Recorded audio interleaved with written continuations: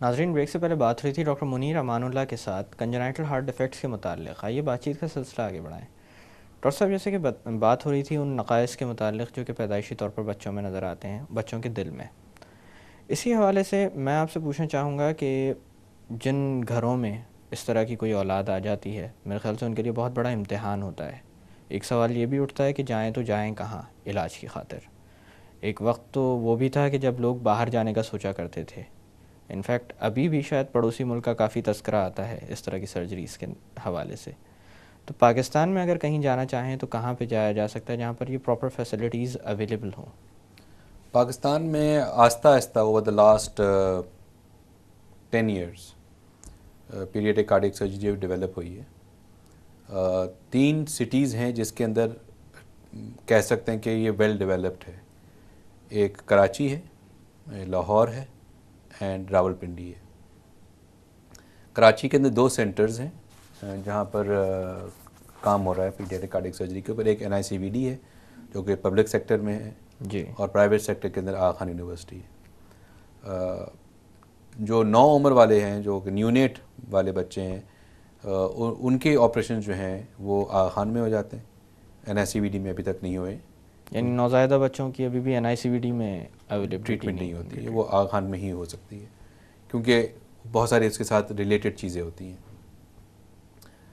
लाहौर में 2 बड़े सेंटर्स हैं। पब्लिक सेक्टर के अंदर चिल्ड्रन हॉस्पिटल लाहौर है और प्राइवेट सेक्टर के अंदर इत्तेफाक हॉस्पिटल है।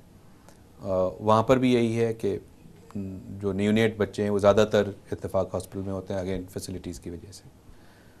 रावलपिंडी के अंदर जो है वो arm forces institute of cardiology है, वहाँ पर बच्चों के ऑपरेशंस होते हैं। इसके अलावा पेशावर में भी होते हैं कुछ ऑपरेशंस, लेकिन वो सब बड़े बच्चों के होते हैं, 6 साल 8 साल 10 साल 12 साल वालों के। मुल्तान में हो जाता है, लेकिन बलूचिस्तान में एक भी नहीं है।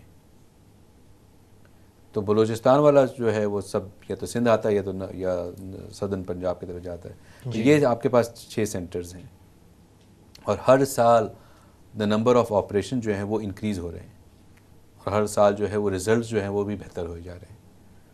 और कोई भी ऐसा ऑपरेशन नहीं है, जैसे मैंने पहले भी कहा, कि जो हम पाकिस्तान में अभी नहीं कर सकते। तो और पाकिस्तान में ऑपरेशन कराना सस्ता है बनिस्बत इंडिया जाने के। जो लोग जाते हैं 10 साल पहले इंडिया जाना सस्ता था क्योंकि उस वक्त इंडिया और पाकिस्तान का रुपये का वैल्यू तकरीबन इक्वल थी जी। अभी इंडियन टू पाकिस्तान रुपी जो है वो 1:2.3 है, ऐसा कुछ है। तो अगर वो बोलते हैं कि हमारा पैकेज जो है 1,80,000 का है, तो वो पाकिस्तानी रुपये में नहीं बता रहे हैं, वो इंडियन रुपये में बता रहे हैं, यानी कि कम अज़ कम वो 3.5 लाख रुपए का है।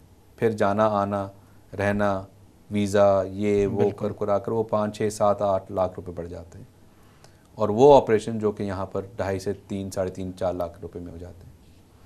तो मेरा कहने का मकसद ये है कि सेंटर्स मौजूद हैं, कम हैं जी, मौजूद हैं, लेकिन और वो डेवलप कर रहे हैं और बेहतर हो रहे हैं और इंशाल्लाह टाइम के साथ साथ और ज़्यादा यूनिट्स डेवलप हो जाएंगे और अपने ही मुल्क में कराएं, सबसे ज़्यादा कन्वीनियंट है और रिज़ल्ट्स भी उतने ही अच्छे हैं जितने इंडिया के अंदर हैं।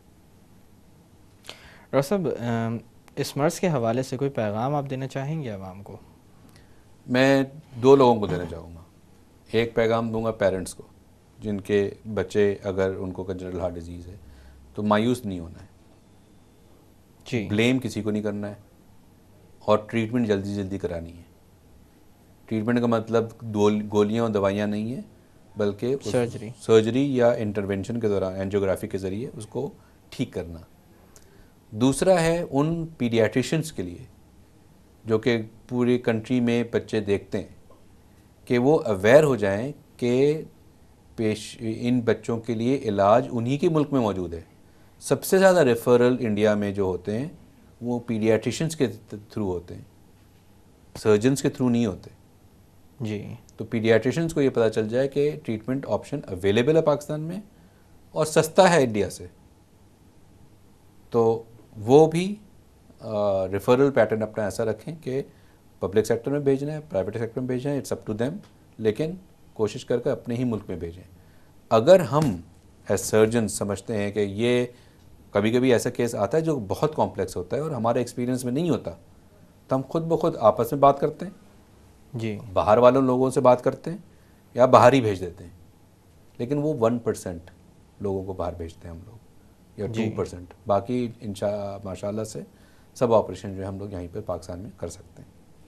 डॉक्टर साहब, एक दफ़ा फिर आपका बहुत बहुत शुक्रिया कि आज आप तशरीफ़ लाए और इस अहम मौजू पर हमसे बात की। Thank you very much. नाज़रीन, प्रोग्राम के अख्ताम पे जो बातें मैं आपसे करना चाहूँगा वो ये हैं कि पहली बात तो ये है कि आने वाली नस्ल को बेहतर से बेहतर बनाना ये हम सब की ज़िम्मेदारी है। इस ज़िम्मेदारी को निभाते हुए जो कोताही एक हमसे हो जाती है वो ये है कि कज़न मैरिजेस, फैमिली मैरिजेस, ये हमारे यहाँ बहुत ज़्यादा देखने में आता है। हमेशा यह विरासत का ये उसूल है कि जब कभी ख़ानदान से बाहर शादी होती है तो आने वाला बच्चा वालिदैन से बेहतर होता है। इससे जेनेटिक मिक्सिंग भी होती है और बहुत सारी आपने देखी होंगी ऐसी बीमारियां होती हैं जो ख़ास घरानों तक, ख़ास ख़ानदानों तक महदूद रहती हैं। उसकी वजह ये होती है कि उनमें जब आपस में शादियां होती हैं तो आने वाली औलाद पहले से ज़्यादा दोनों तरफ से बीमारियां भी लेकर आती है और पहले की निस्बत थोड़ी कमज़ोर भी होती है। तो इस चीज़ को थोड़ा सा तब्दील करने की ज़रूरत है, या इस मामले में अपने नज़रिए को थोड़ी सी तब्दील करने की ज़रूरत है ताकि आने वाली नस्लें बेहतर हो सकें। दूसरी अहम बात यह है कि अगर खुदा न खास्ता इस तरह का मामला बच्चे में सामने आ जाए, जो कि वालिदैन के लिए बहुत बड़ा इम्तिहान होता है, तो ऐसे में बेहतरीन सोच ये होती है कि अब आगे क्या किया जाए। ना कि आप ये सोचना शुरू कर दें कि किसकी गलती थी, क्या हुआ था, जैसा कि अमूमन देखा गया है, या वालिदैन में से किसी एक को ब्लेम किया जाता है, घर के अंदर नाचाकियाँ होती हैं इस बुनियाद पर।